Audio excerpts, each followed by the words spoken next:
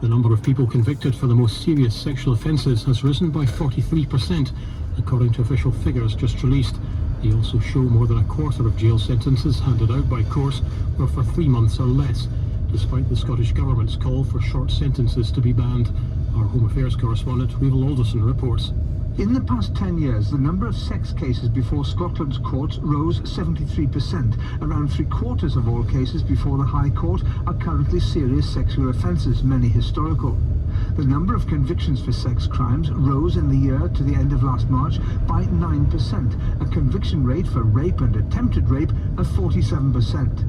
Overall, custodial sentences are getting longer, but around a quarter of jail terms handed out by courts were for 3 months or less.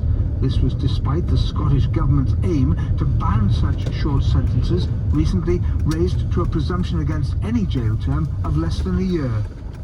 One town in North Wales has seen its usual tourist traffic replaced with a different kind of visitor, a herd of about 120 Kashmiri goats.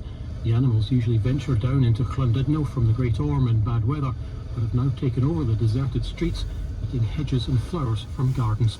That's the news. Now the latest sport. John Barnes.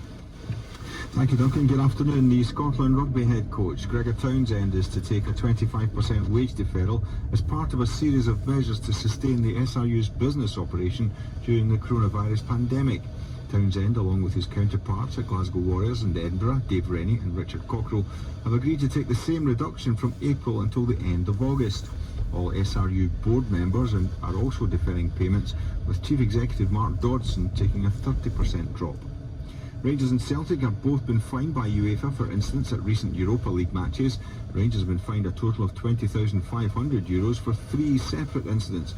They've been punished for a supporter invading the pitch at the Braga match and the throwing of fireworks at the same match. They were also punished for the throwing of objects by the crowd at the match with Bayer Leverkusen.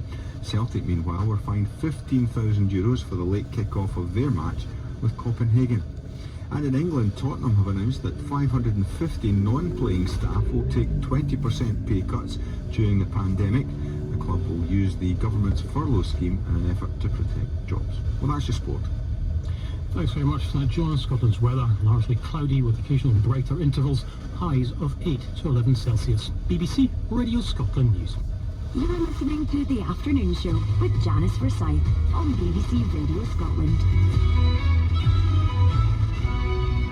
Thanks so much for doing so. Great to have your company. Hope we'll keep you cheery for the afternoon. And of course, BBC Radio Scotland providing rolling updates throughout the day on the very latest information about the coronavirus. We'll get John Beattie here after this show from 4 with Drive Time. And in the morning, Good Morning Scotland on air from 6 with Gary Robertson and Laura Maxwell. Kay Adams taking over from 9, followed by Lunchtime Live with Barry Stewart and Hayley.